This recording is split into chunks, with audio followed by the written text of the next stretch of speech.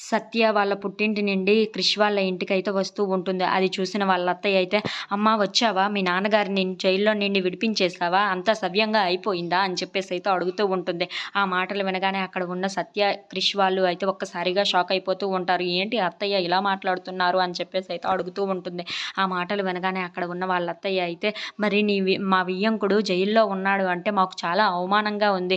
మీకు ఎలా ఉందో ఏమో మరి" అని చెప్పేసి అయితే అంటూ ఉంటుంది. ఆ మాటలు వినగానే అక్కడ ఉన్న సత్య అయితే, "మీకు ఎలా ఉన్నా సరే వాళ్ళు ఇబ్బందుల్లో ఉన్నారు. నా అవసరం వాళ్ళకు ఉంది. అందుకే నేను అక్కడికి వెళ్ళాలి అత్తయ్య. అందుకే వెళ్ళాల్సి వచ్చింది" అని చెప్పేసి అయితే అంటూ ఉంటుంది. ఆ మాటలు వినగానే అక్కడ ఉన్న వాళ్ళ అత్తయ్య అయితే, "ఆహా! బాగా సమాధానం చెప్తున్నావే" అని చెప్పేసి అయితే అంటూ ఉంటుంది. ఆ మాటలకు అక్కడ ఉన్న సత్య అయితే, "అది కాదు అత్తయ్య, వాళ్ళు నా పుట్టింటి వాళ్ళు. అది మా అమ్మ, నాన్న నన్ను కని పెంచారు. వాళ్ళకి ఇబ్బందుల్లో ఉంటే నేను సహాయం చేయవలసిన అవసరం ఎంతైనా ఉంది. అందుకే నేను అక్కడికి వెళ్ళాల్సి వచ్చింది.